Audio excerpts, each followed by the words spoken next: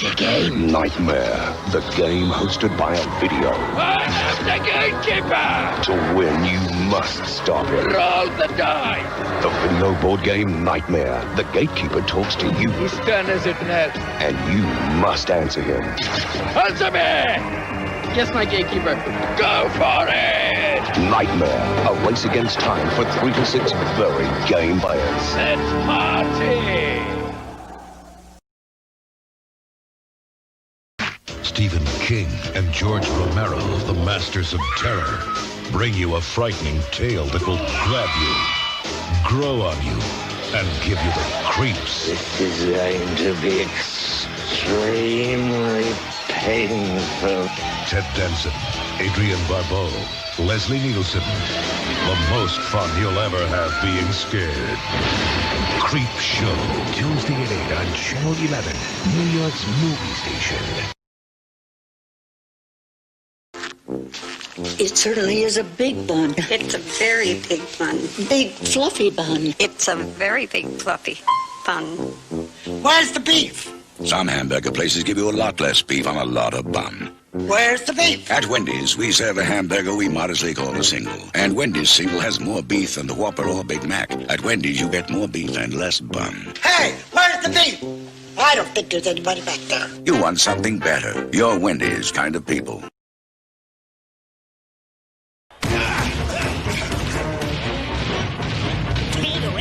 Sleep around here?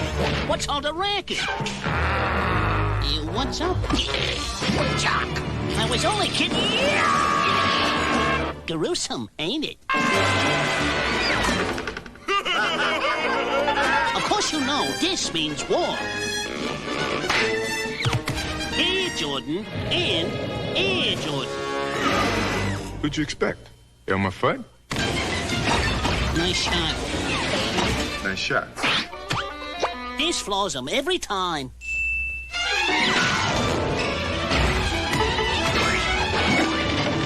Yoo-hoos!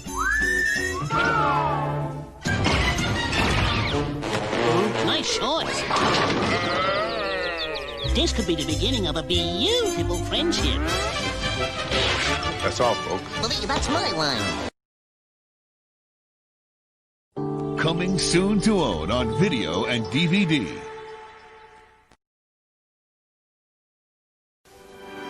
Wrap up the holidays with the perfect gift. Give them what they want. The movie of the decade. Who's this guy? The smash hit of the season. I'm Batman. Can somebody tell me what kind of world we live in where a man dressed up as a bat gets all of my press? Batman on video cassette. The gift you want to give. The gift they want to get. Specially priced at stores everywhere. Boom. That's how you start VHS, vinyl, and flea markets. Hello, everybody. This is Sean, one half of Pop Cycle Baubles. We and my wife, Laura, put together this entire convention called Pop Pop Con Con, and we want to welcome you to our next panel, which, of course, is going to be all about what it was like to be a fan, basically the 20th century, pre-internet, right?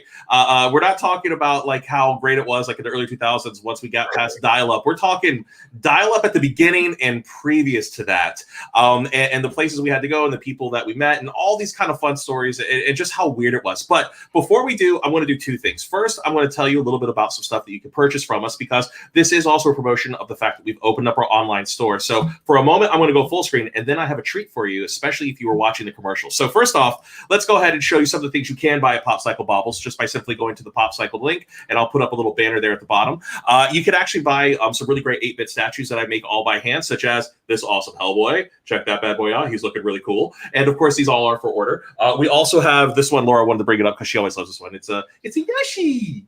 So you can have the Yoshi, which is pretty cool. But we also do some really great things with found artwork. We do things such as we find records and then we actually repurpose them into these beautiful clocks that my wife pours with resin. So let me twist it that way. So this is a hand lasered Doctor Who TARDIS, and then she actually paints these records and puts them in resin, and they are just gorgeous, one-of-a-kind pieces of artwork. And I saved the best for last because this one is so gorgeous. Every time you make one like this, people go nuts. But check this one out, folks. We have 3 of these in stock. We have awesome Legend of Zelda Jade Green, just gorgeous pieces. So if you like that, definitely make sure to go check out the store. You can simply do that by following the link below or going simply to popcyclebobbles.com. And then you can just go ahead and click on the shop link when you click into Pop Pop Con Con. But thank you for letting me do my little merch plug here. But for those of you who are here at the very beginning of this particular panel, there was a commercial for something that I remember near and dear to my heart. It was a game called Nightmare.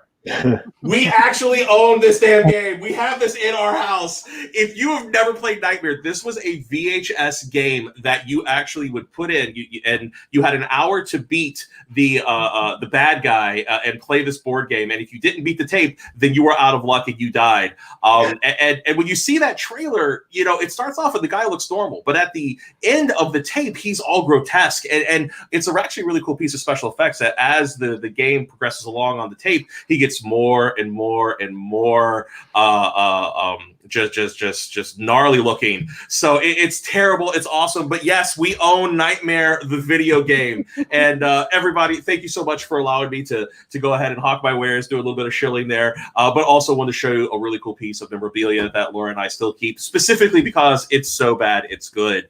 And again, let me welcome our panelists. I'm going to introduce each one of them and let them introduce themselves and tell you a little bit about themselves. So directly screen to my left is going to be my good buddy, Miss Jenna Busch. Jenna, say hello to the audience and let them know a little bit about you. Hello to the audience. I am an online journalist and host. I used to co-host a show with Stan Lee. I write for a number of websites, including vitalthrills.com and Sci-Fi Wire. I've been part of 11 books in the Psych Geeks book series. I have some books coming out of my own that I can't tell you about yet, but I'm very excited about them. There's more. Just follow me on social. Fair enough. And then to her immediate screen left is my good friend Donald, who, guys, when you hear some of the stories that he has for you, you're going to know why. But I had to beg him. I was like, please be on this panel with me. He's like, no, I don't think I have any good stories. It's like, I promise you, you've got gold. And when you find out why, you're going to agree with me. He's got some great stuff. But Donald, say hello to the internet and tell them a little bit about you. Hey, yeah, I'm my name's Donald, and I don't write for anybody or anything. I just like stuff. That's basically my whole existence. And this is my first time doing anything like this, but I'm having a great time. So I'm glad to be here. And Sean did have to convince me, and still not convinced everybody's going to love my stories, but we'll see.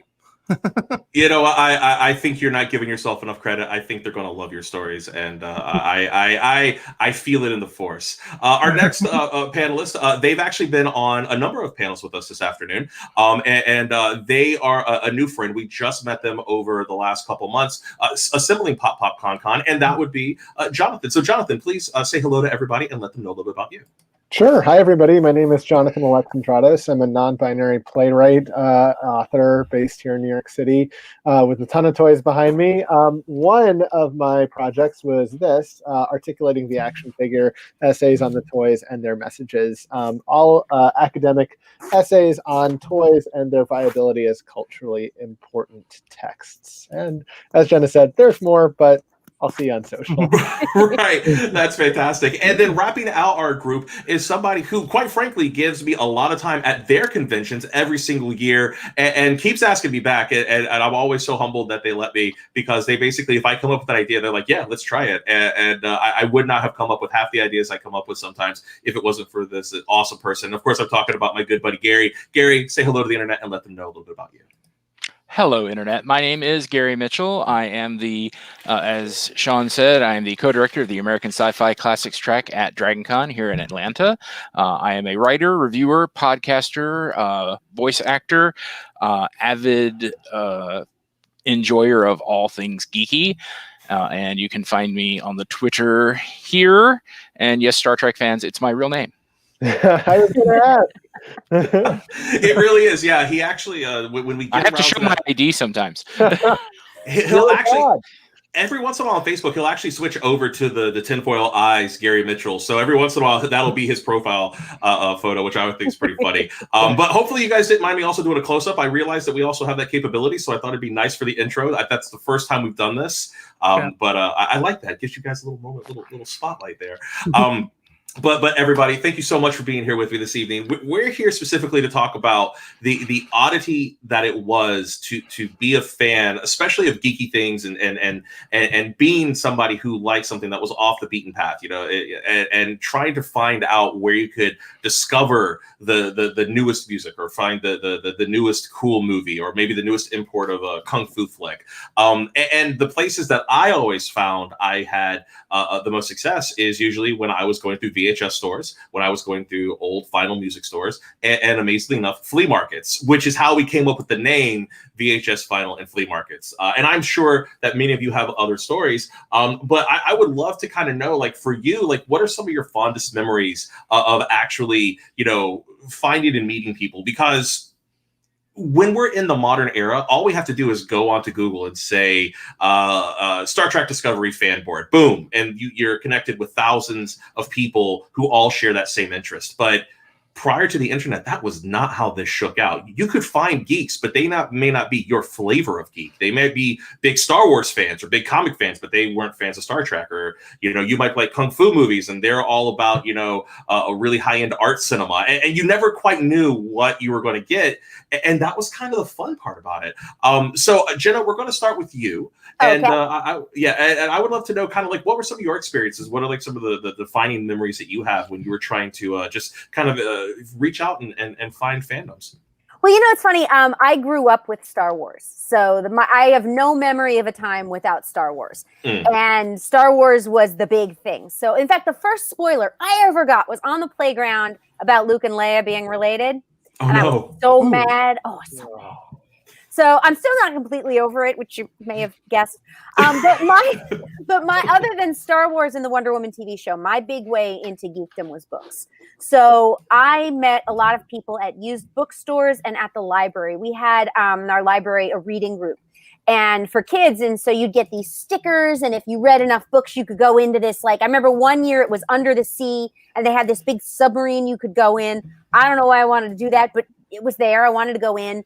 And I'd sit on the floor and I'd read mythology, I'd read geek stuff, and I read through everything in the fantasy and sci-fi section. And people would come by and they were surprised that this tiny little girl with pigtails was in that section.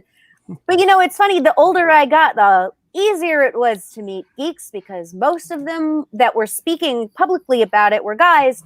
I lived on a block with all guys. Mm-hmm. So I was sort of always known as somebody who was into this stuff, but I also never really got a lot of crap for it. Not until I was an adult, and then I got death threats for liking it. So it's the same people who were like, I wish there were more girls like you who liked video games. And now they're like, screw you, you're a girl, you shouldn't like video games. Yeah. And, it's weird, that is something that I think is going to definitely be part of this conversation, which is that, when we were growing up, we're all, I'm not going to say of a certain age, but we're definitely, we're not in our early 20s. We're definitely past our early 20s. We're in our late 20s. Right. See, I'm treading carefully there because Jenna knows where I live, and she will hop a plane. I'll tell you, my age is on Wikipedia. No one's gonna ever let me lie about it. Yeah, but no, seriously Wikipedia, though, so helpful. Right, but the downside is that the same people that we grew up with who just wanted to be accepted, as the modern era showed up, the people who wanted to be accepted stopped being accepting of other people, which is this really weird phenomenon that happened. And you know what? I think if we have an honest look back at the geeky places we all hung out, or the places that we wanted to go and learn more about whatever we really liked, those were places where people weren't necessarily all that welcoming. I know specifically, let's get away from geeky stuff for a minute, going into a music store, which I'm teeing up for Donald here in a second because I know he's got some music stories here. But you would go into a music store, and if you said you liked band Y and they liked band X, they would, especially if they worked at the record store, it was considered to be on high. They were speaking down to you, the peasants. They had an expertise, and you should understand why you're wrong and they're right. Comic book stores are the same. Yeah, and comic book stores are the same. Hell, video stores were the same. You know, it was like if they worked there, they felt that they had some power over the way you should feel. But yet, at the same time, if you sync with those people and you actually had similar tastes, it was a very welcome opening place. So it's a weird dichotomy that kind of happens, and we didn't really see it focused until the internet age kind of came around, and then, whew, man, it laser focused. Well, there's nothing like a group that was on the under and being looked down on suddenly being on top, because then it becomes a game of, oh, now it's my turn. Right. And instead of there are, bless them, enough people out there that realize you shouldn't be like that, that you should welcome in the new people. There are so many people that are just waiting for their turn to be the one putting the screws to somebody. And it doesn't matter. Like you said, music, sports, geek stuff is just now the geeks are in charge, and now we're having to deal with it from them. Right. And honestly, it's something that I think we have to deal with and ultimately get away from. But I'm sorry, I interrupted somebody. I apologize. No, I was just gonna say it's Cobra Kai season 2. It's the people who were bullied in the first season. Yep. Learning karate and beating up everybody who bullied them. Right. And you know, essentially. We actually have a comment here, and I didn't mean it first to get so serious, but Jenna brought up a really good point, and I think it needs to be addressed, which is death threats. Yeah. Lots of them, all the time. Yeah, People Jenna's show told me up where I am. That's fun. I Yeah, don't tweet where I am now unless I'm in a very, very public place. I tweet where I have been. Right. Yeah. That was something that we talked about. And she's like, yeah, I never talk about where I am. I always talk about where I was. Yeah. Which I think is smart. I think that's wise. I think that's just good internet practice. But it doesn't always have to kind of go down that way. Like I said, music stores ballparking around the dangerous parts of it, as far as like, I like, you know, or dangerous, or the judgmental parts, I should say. As long as you're able to sync up with a fellow music fan, you can have some really wonderful experiences. Now, Donald, what about you? Like, what were some of the experiences that you had just trying to find the thing that kind of like, you know, turned you, so to speak? Let's see. I got a couple. I'll start with the music one, because I know that's kind of why I'm here. So I'm a huge fan of the band Fish. And if anyone knows Fish, you either just groaned or you don't know who Fish are. So they're kind of a love them, hate them kind of thing. And Fish fans love Fish shows because all shows are different. So they allow people to come in and tape their shows. You can get a special ticket. You can bring a recorder in. You record the show. You trade them with people at the show later down the line after you produce it. So the way we would get shows is we would go with what they called, I don't remember if we called it in the 90s, but now it's called Shakedown Street, which comes from the Grateful Dead. But it's like an area of the parking lot that they rope off for people to sell stuff or sell food. It's how people funded going on tour, because they would follow the band everywhere. Right. So you would hear somebody be like, oh man, have you heard the show from 95 at Mud Island? Oh my God, it's the greatest thing ever. So you're like, no. And they're like, here's my address. Send me a tape. I'll make you a copy. So that's how you heard shows. I mean, unless you were rich enough, like some of the trust fund kids, which I don't want to get into, who could follow the band everywhere, or the people who were willing to basically sell their soul to go on tour for the summer. So funny, tied back to Star Wars, there's a group of fans and Fish fans called Wookiees, who are these big hairy people who are on drugs all the time. And so you would have to go up to some Wook in the parking lot and be like, so what shows you got, you know? And then like you'd have to exchange information, and you're sending tapes all around the country, and eventually you got, you know, 100 shows. I think I maxed out at like 250 at one point. Wow. I mean, I only went to a few shows in the 90s because I was young and poor, so I had to do tapes. Luckily enough, it was early enough in the internet to where you could go online and at least talk to people and be like, what do you have? But you'd have to go into you'd have to go talk to people, which was, for me with anxiety, was like, hey, what shows you got, man?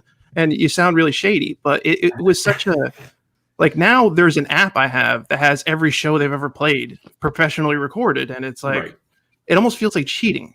So I still sometimes go, people still record the shows and do audience recordings, and we still trade them, just not the same way we used to. But it was such a different time, and it was actually in a way you kind of miss it, because you had to talk to people, you had to make friends, Yeah, you had to talk to the Wookiee that's on how many hits of acid. I don't even know. And it was an actual community. It was literally an actual community, and back then everybody loved each other. Nobody was like these days. Like eventually, this happened with the fish community too. It kind of got to the point where you got the gatekeepers. Somewhere in the 2000s, they broke up for 5 years, got back together, and suddenly, if you weren't a fan in the 90s, you weren't a fan.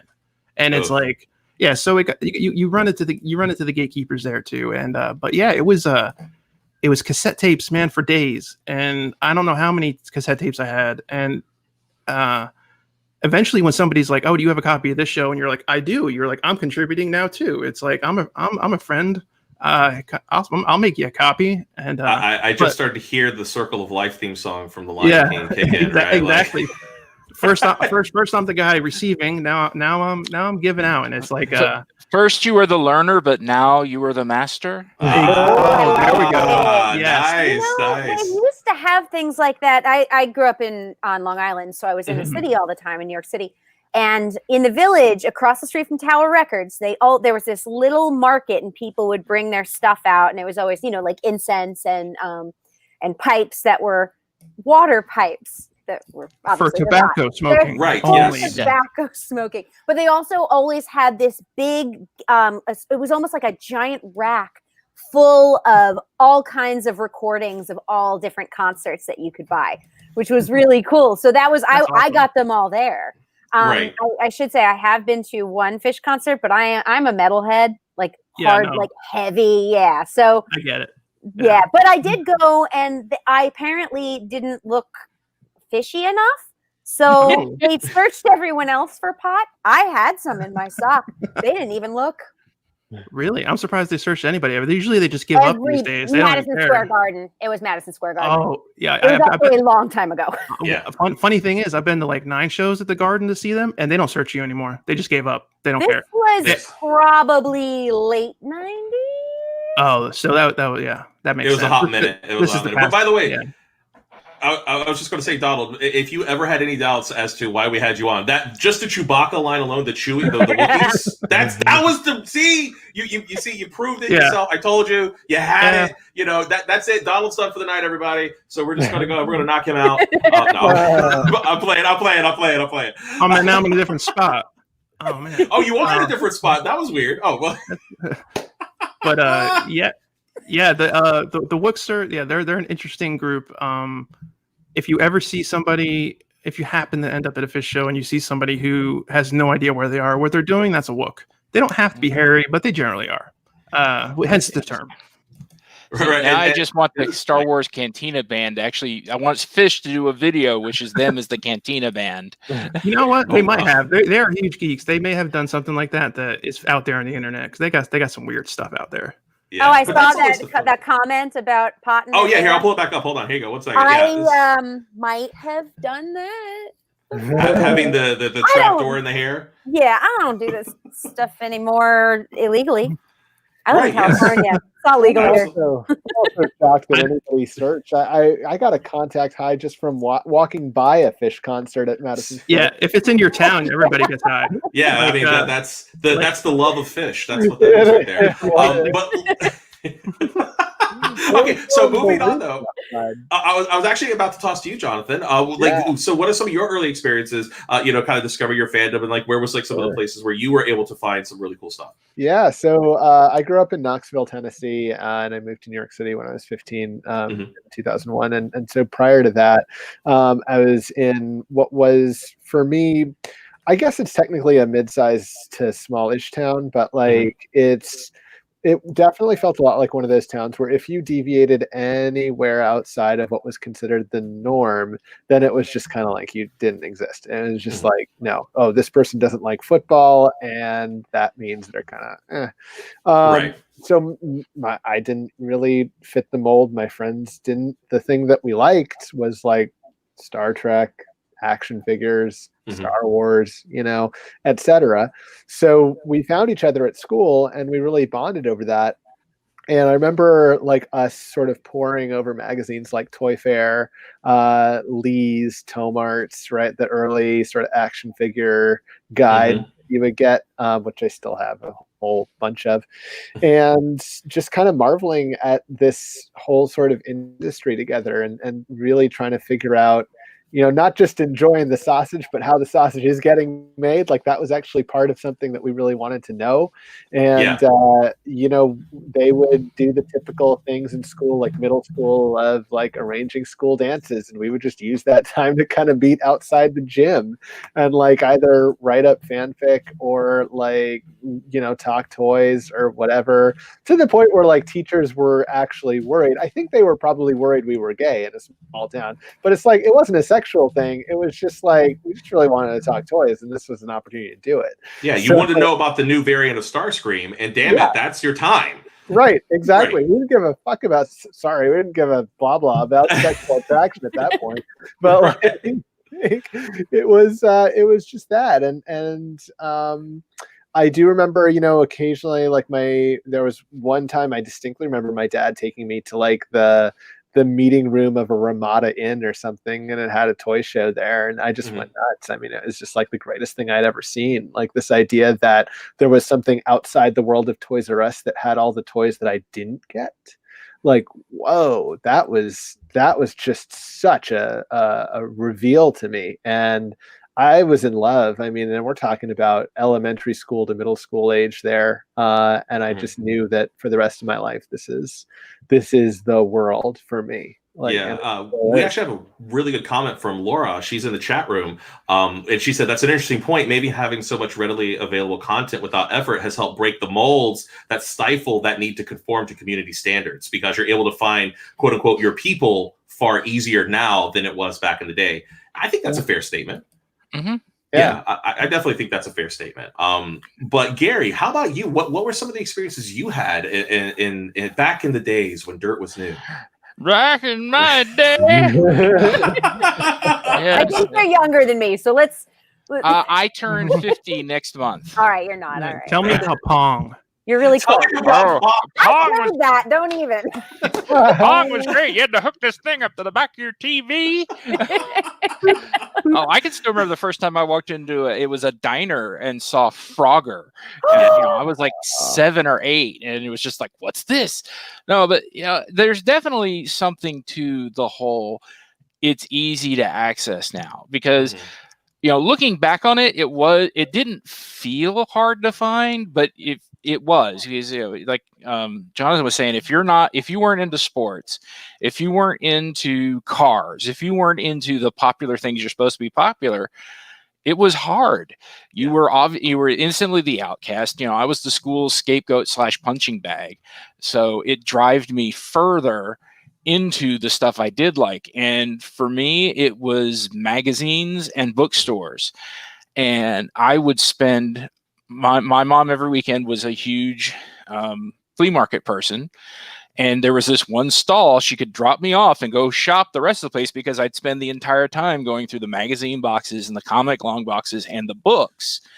And then we'd go to a used bookstore and I'd go through the books and the magazines. And I lived for Starlog and Fangoria and Cinephatesque. And that's how I found out what was coming, what was going on.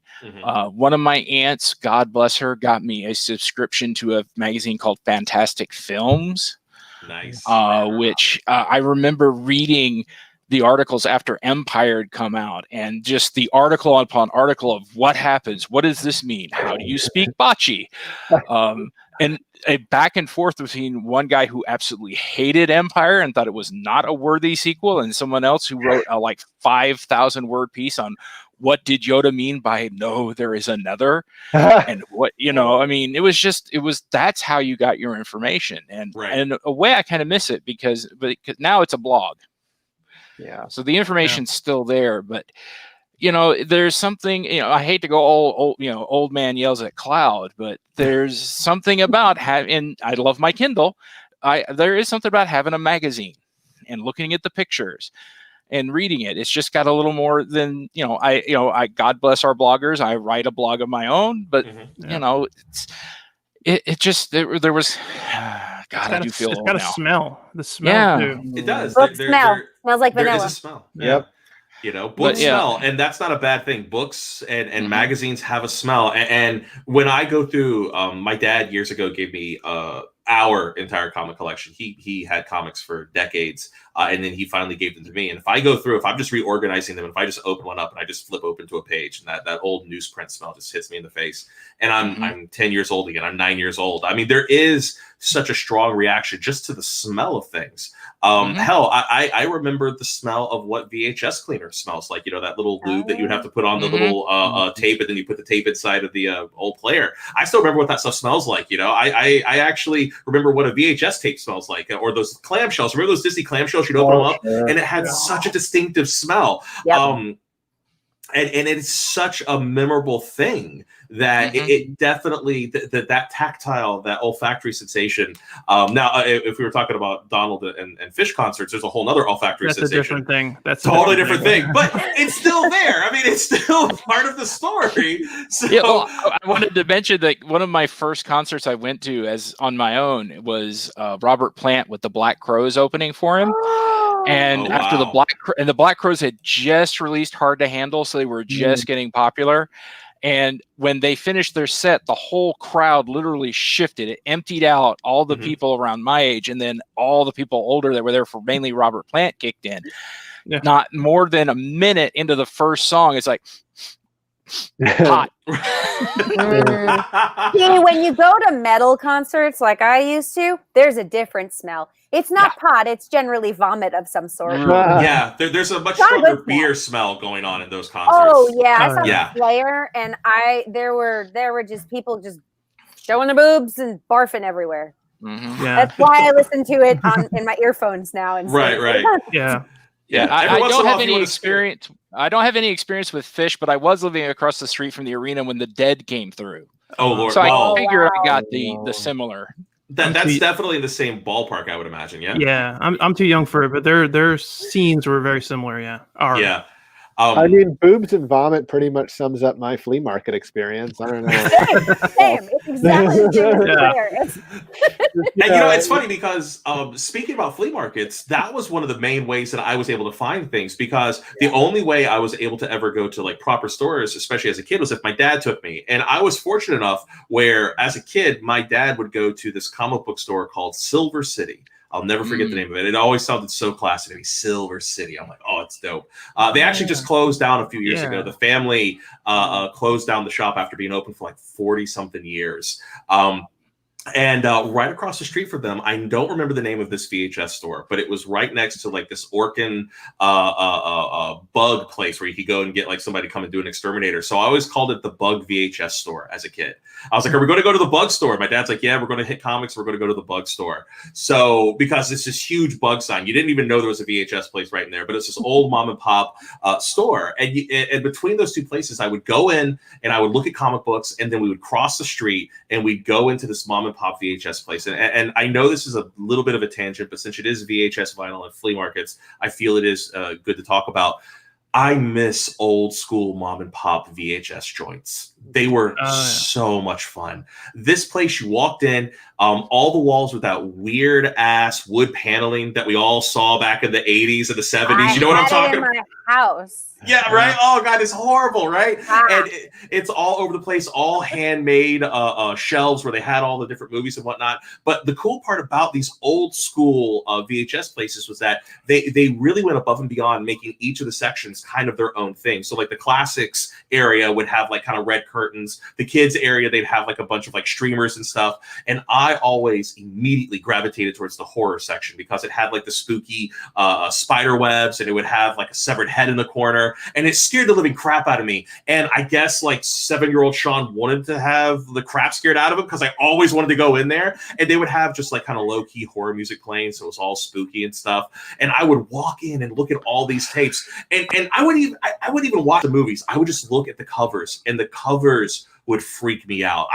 And as we know, the covers are, especially in the 80s, were rarely indicative of the quality or the horror that was actually in the movie, right? They were very over the top. But I loved that. And I would look and I'd go through all these tapes because my dad would disappear out of nowhere. Like he would just disappear from the building. And of course, we all know why, because all the adult stuff was always in the back room, right? So he would get a tape for him and mom. So they'd go and take care of that. So me as a kid, I'm in the kid section for 3 seconds. I got my Transformers tape, and then I'm looking at Texas Chainsaw Massacre Part 2, and I'm looking at all the other crazy stuff.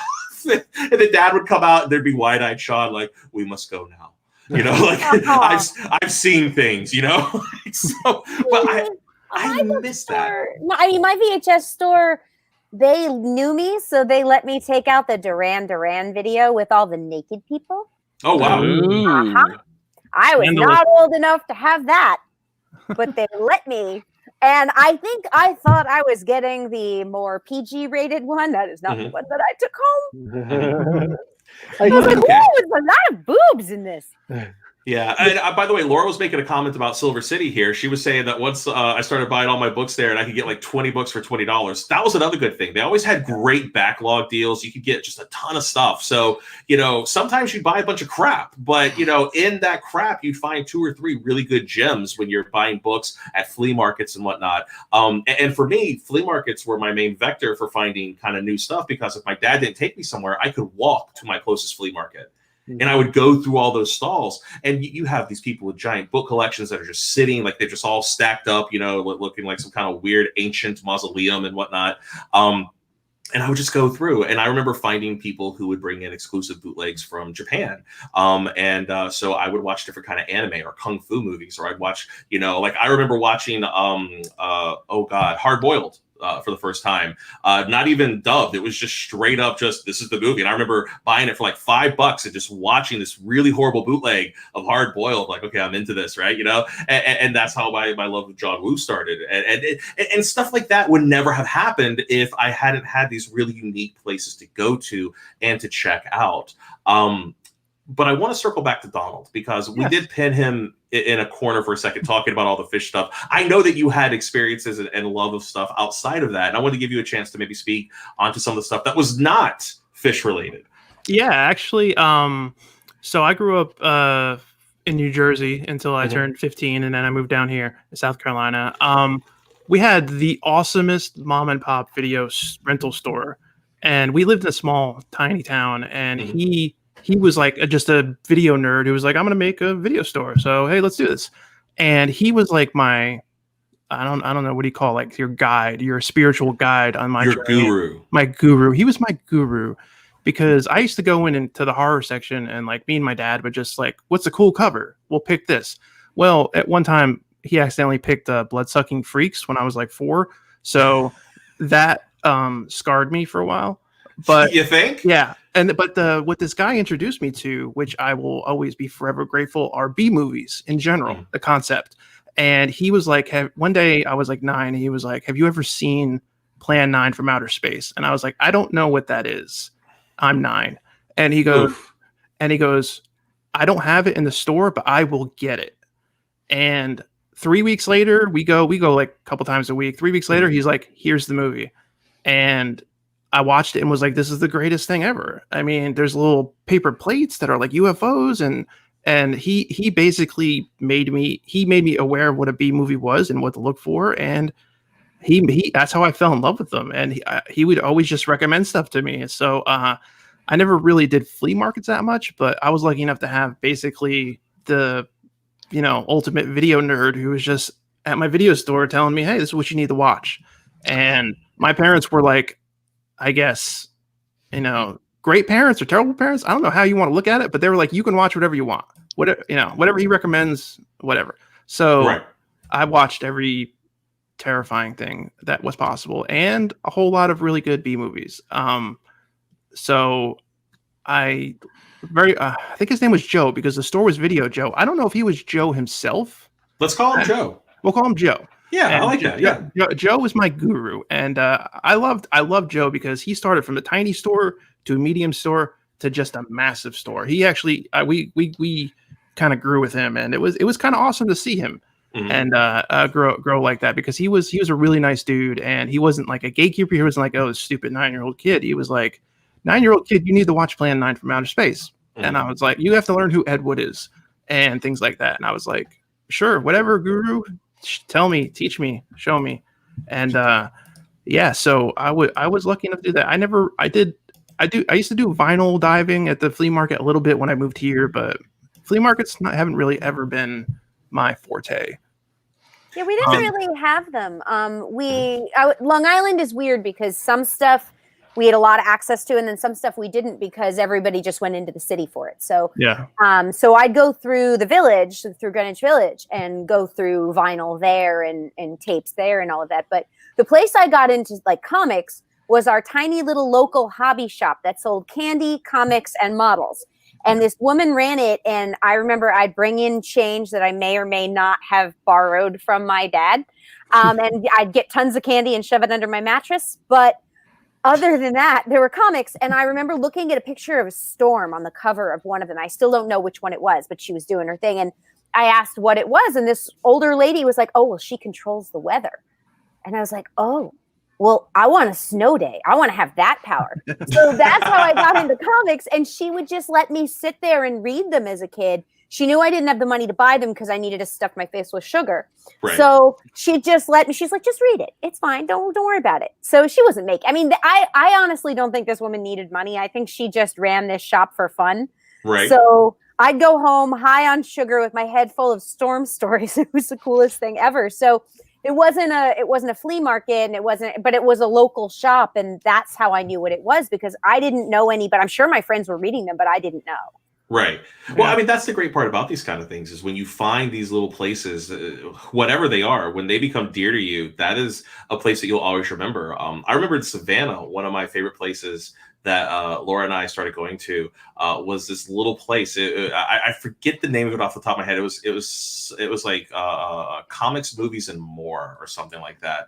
And I really wish I could remember the exact name of it. And what we realized was the and more was that the actual store was this little tiny storefront that was just crammed full of VHS tapes and all these graphic novels and comic books and all this stuff. And they had a door in the back, and that was the and more. And the and more was this gigantic, just adult film room. And I was like, oh my Lord. So we figured out very quickly the and more was just filthiness. But we thought it was hilarious. We were like, oh my gosh, because we always wondered, how is this place able to stay open with only 2 or 3 customers in there at a time? And we realized that we just didn't see all the people that were going into the back room, which I always thought was hilarious, So they were always very cool. They let us look through all the comics and whatnot, and we would stay there for hours and chat with the people who ran the store. They were always really kind. And when Laura and I were first getting together and we had moved to Savannah, we had maybe 2 cents to rub together to try to make a dime. We were so just pathetically poor that was how we would spend our weekends, was talking to people and having these moments, and really just kind of enjoying the company of other people who enjoyed things like comic books and movies and whatnot, and by default porn. So that was just kind of like this weird thing. But yeah, so who else has some experiences? Gary and Jonathan. I definitely do. Yeah, I mean, so I can take you back to a place called Winfield Dunn Parkway in Sevierville, which is in Knoxville, Tennessee, right outside of that.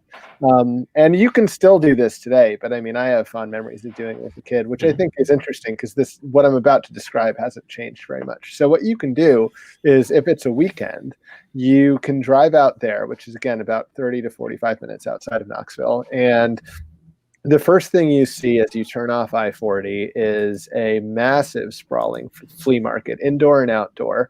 And if you go to that flea market, which I would recommend you do to look, but not necessarily to buy, because you can get better prices if you just keep driving.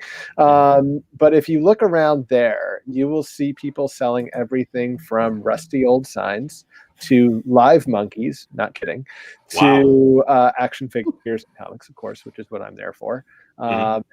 To fill in the blank, to loads of Trump shit now, because it's Knoxville, and anything you want. So you walk around this massive sprawl, and it really does feel like almost Mos Eisley. You're just kind of walking around. There's lots of characters. You're kind of doing that, and then keep driving, and you'll hit some really awesome places. Triple C Toys and Collectibles still there, and Flea Trader's Paradise right off that Winfield Dunn Parkway. And I can remember all this because it's made such a big impression on me, and it feels so wonderful and wholesome and frankly safe, even though I've described things around it that are quite unsafe, actually.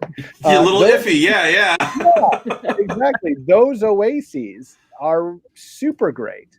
And you start to, as soon as you set foot into those places, you become the Indiana Jones and the Raiders of the Lost Ark narrative, where it's like you are stepping in and there is the item that you are seeking, and you are not going to give up until you find the item, whatever it was. You get that idol. Yeah, exactly. And so then you find it by digging through bins or whatever, just always behind a bunch of stuff. You find it, then you haggle to get the best price. And then when you do that, you feel like you've really got something. But what can never give you that kind of high is going on Amazon. You're not going to get the same feeling by entering that into a search bar, if it's something that's still even available, as you would compared to going to a place like what I'm describing. And there's the difference. And I think that it's a massive difference, and it's an indescribable difference. If you haven't done it, I can't even convey the feeling. Right. And, Jonathan, I actually have a story for you, and it's something that I refuse to buy online, even though we could buy it in a skinny second because they're out there. Years ago, Laura and I were in a comic shop in Columbia, actually, where Donald lives, and it was a place called Heroes and Dragons, and it's still there, but it's contracted significantly. And what was interesting was we were in here right around the time the Matrix trilogy was coming out, and they had this massive Mifune in the APC Mecca. And I wanted it. But again, this was the early 2000s. Laura and I were just a couple of years together. We didn't have the $50 or whatever it was to buy it at the time. And I said, one day that will be mine. And over the years, we'd go back and it was always in there. And I was like, I'll get it next time. And it was kind of like I didn't want to get it yet because, we were still trying to make it. And that's $50 or $60, however it was, that I could go and use, to pay a bill or take Laura out to dinner or do something that we could have fun with versus just having an action figure on my stand. Then it disappeared. Somebody finally bought it years later. And ever since then, I've gone into every secondhand shop I can find, every single toy store I can find, trying to find it in person because I want that experience, that thrill of finding Mifune in that APC freaking Mecca, just so I can say, I want this and be able to buy it just because I don't want to go on eBay. I want to find that bastard and I want to buy Mifune, damn it. And it's going to happen before I die. Mark my words. It's going to happen. So that's how I'm going to live forever. I'm never going to buy him, and I'm always going to vow to get him, and he will always be the unattainable unicorn. And that's how it's going to do it. But I absolutely agree with you on that. I 100% agree with you that high of finding it in the wild is such an intoxicating experience. It doesn't quite have the same ring from something that you can just buy online. But to be fair, Laura has this is actually a really sweet story. Laura, years ago, this is again the early days of the internet. This is like 1999, 2000. I had told her about 3 movies that I absolutely loved, and I wish I could find VHS copies for, and I could not find copies anymore. One was one of my favorite 80s movies of all time called 3 O'Clock High. And if you've ever seen it, that movie is amazing. And if you've not, it's about this kid, just his last name is Mitchel. And Mitchel basically pisses off the new school bully by accident. And the bully says, I'm going to kick your ass at 3 o'clock. And no matter what you do, if you try to get away, it's going to get worse. And the whole movie is about how Mitchel tries to get away from this happening to him and ultimately has to fight the bully at the end. It's freaking amazing. It's crazy. It's off the wall. It is so much fun. And it really pays off in some really fantastic ways. Couldn't find a tape of it. There was also a Patrick Dempsey action movie that I loved called Run. And I had always tried to find that. And then this cartoon that was from Britain that I had a copy of one time and I never could find again. And it was called Star Chaser, The Legend of Orin. And I told Laura about this. And like a couple weeks later, she's like, hey, I have a present for you. And I'm like, what? And she just brings this box over to me. And I open it up and here are the VHS tapes of all of them. And it's funny. I've gotten rid of all my old VHS collections, more or less. I've kept a few, but 3 of my prized possessions are still those 3 VHS tapes that I refuse. Like, again, bury me with these, right? Like, these are mine. Like, nobody else will ever own these again because I love them so much. And I'm not talking about quality movies necessarily, just movies that had a particular nostalgia for me. And then my loved one went out and she found it in the early days of eBay, like right when it was first starting. and was able to track copies down for me, and I will never forget that. So that was just something I wanted to mention, because I always thought that was just such a great little story. But I absolutely agree with you. The ability to find something in person, it is just such a great high. It's a great endorphin rush. But Gary, we haven't had an opportunity for you to chat yet, so I'm going to shut up and let you have the floor. For me, it was kind of talking about that as like the availability of things. And flea markets were good, but I'll never forget the first time I was able to actually go to a con. And the magic of the dealer's room. Yes. And the bootleg tables. And, you know, I fully believe and support, you know, buy legit copies, especially now because you can. But especially in the 80s and the 90s and the 2000s, there was no other way to get it. There was like trying to find, I remember one of my favorite anime shorts was one called Black Magic M66. I know that one. Yeah, I know exactly which one you're talking about. Yeah. I had to shell out $85 to get a VHS copy of that import. Wow. So, you know, now, you know, you kids and your Crunchy Rolls. But, you know, that was the thing, is like, especially when, you know, I'm old enough that it wasn't, you know, that it wasn't manga, or it wasn't, you know, it was Japanimation when I first got introduced to it. And if you wanted to get into it, you had to either know somebody who made copies, or you went to the con and you spent, you know, $40-$50 on a bootleg, and you prayed that it was subbed or dubbed properly. Right. Because I'll never forget the story. The one time I bought this one, I think it was called Gunhead, which the guy they were playing, it was a live action giant robots, tanks, Terminator looking thing. And I was like, is this in English? And it was the story, because, you know, I wanted to know what the heck was going on. Right. And the guy's like, oh yeah, it's in English. It was one character spoke English because he was American. Everybody else didn't, and they were subtitled in Korean. Oh no. So I watched this and I'm like, I have no idea what's going on. It's cool, but I have no idea what's going on. So it was a joy of going through those bootleg tables going, oh, I haven't seen this. Oh, this looks cool. And then again, you're laying down your money and like, I hope I'm getting what I paid for. Right. Yeah, that was always a monster trying to. Well, to especially have that experience. especially because there were a few very unethical bootleggers out there, and I got bit by this once. They would sell you a tape, and you'd go home, and it was a blank tape. Ooh. Yeah, I mean, give me a bad dub before just giving me a blank damn tape. I mean, come on. And it's like, what are you going to do? You're going to call the police that the illegal copy that you bought was sold to you was. So no, but you know, that's actually because, you know, Gary and I we bonded over Dragon Con, and way back in the day, the Dragon Con dealer rooms were infamous for their bootleg tables. And I mean, they still actually have a couple of bootleg dealers who have been grandfathered in for a long time, and everybody just kind of like does this. We all kind of put a blind eye to it because they have stuff that just nobody in their right mind would ever purchase the rights to in order to bring it back. So, you know, you can find that super obscure, weird piece of Korean horror that you've been looking for like the last 5 years. And you're like, oh, it's right here, you know, and you can watch it. You're like, oh my God, I actually found that tape.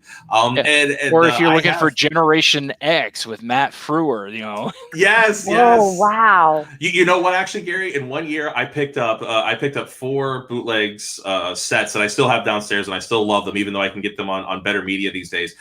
The entire run of Monsters, the TV show, the entire run of Tales of the Dark Side, the entire run of Friday the 13th, the series, and the entire run of Freddy's Nightmares, A Nightmare on Elm Street, the series. And I adore them, and some of them are god awful to watch. Just like they're not even 480, you know, they're maybe like 240 as far as like quality. I mean, like they're basically thumbnails.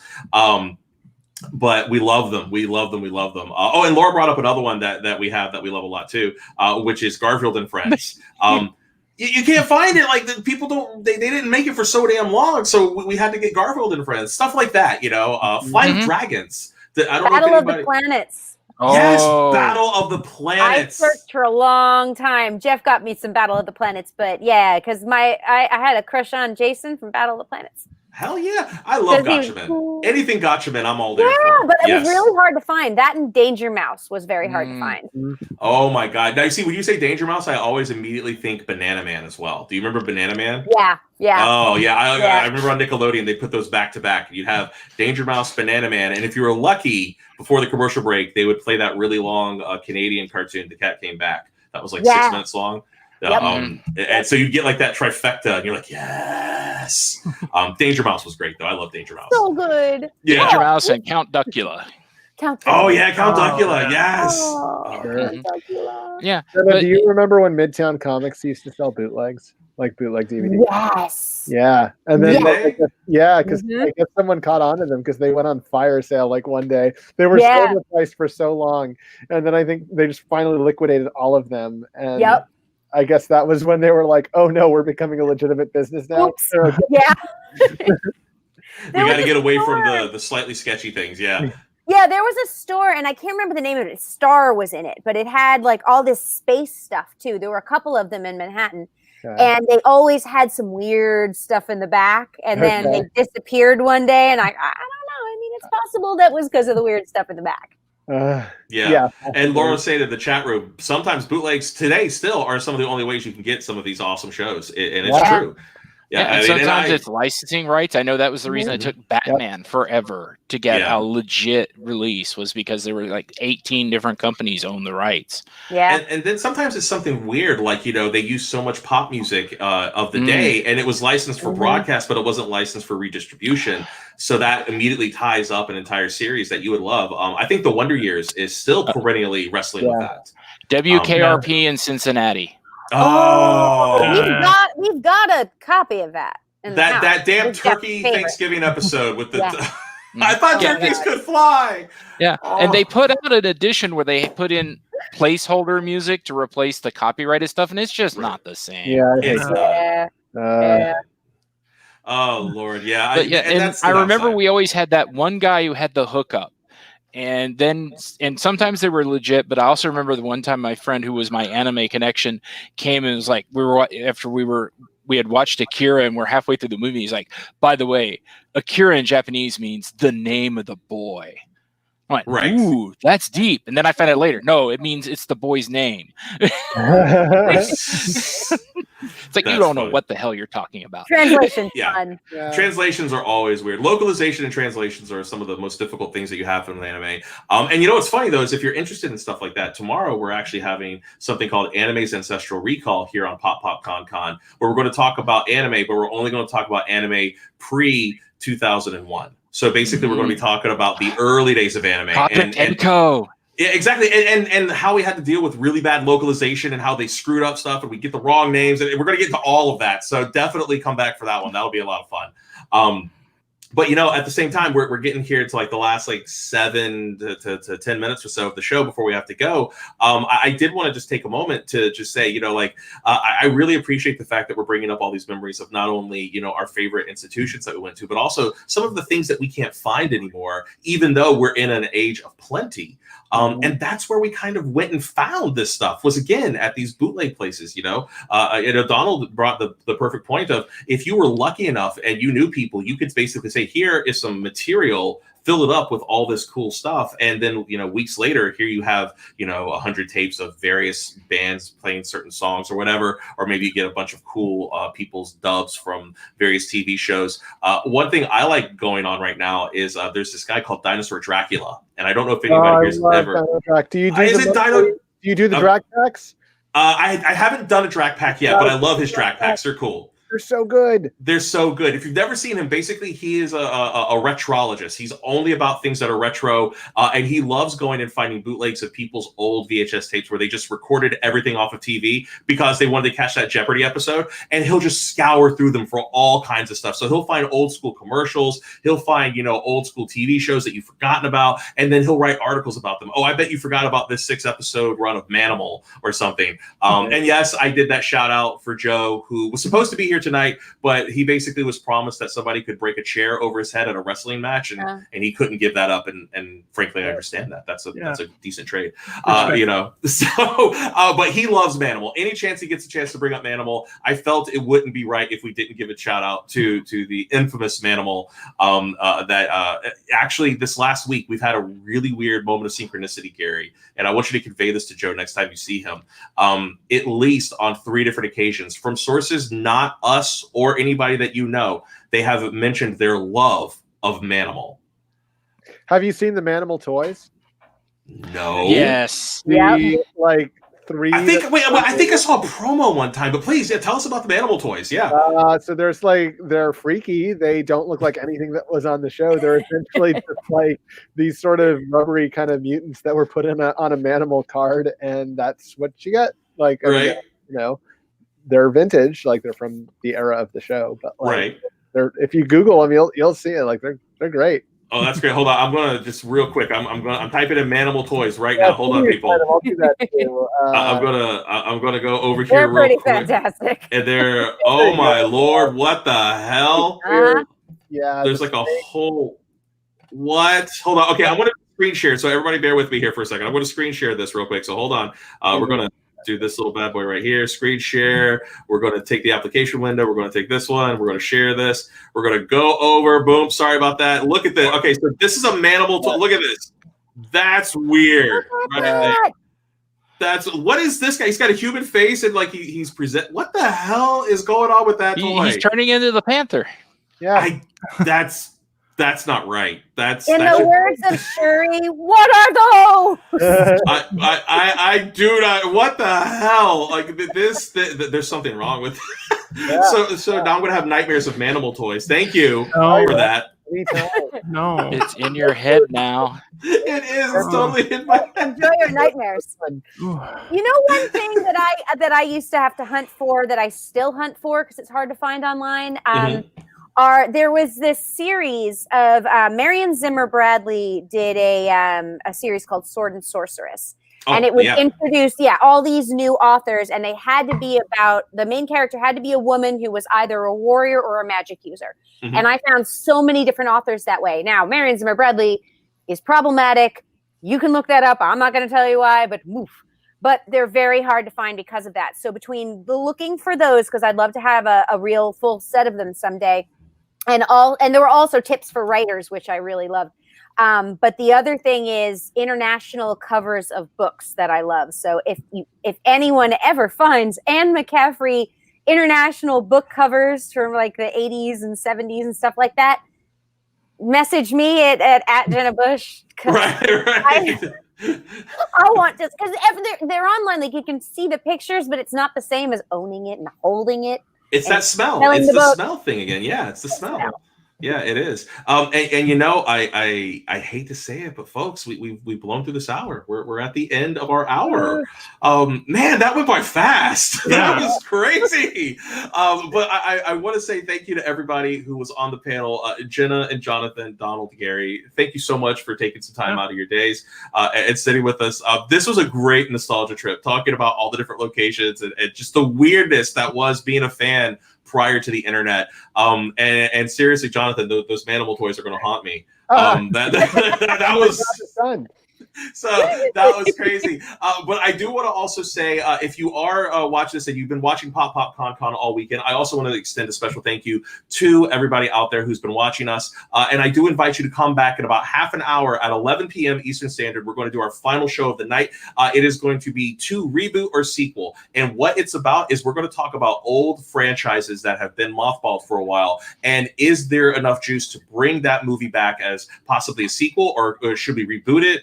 Or is it just a dead fish? Should we just leave it alone? And I think it's going to be a lot of fun. I do know Gary is going to be on that one with us, as well as from our previous panel, Jeff Mueller and Nathan. So I do hope that you will take the time and come watch our final episode of the night. But again, I want to say thank you so much. And if you do get an opportunity, go check out popcyclebobbles.com.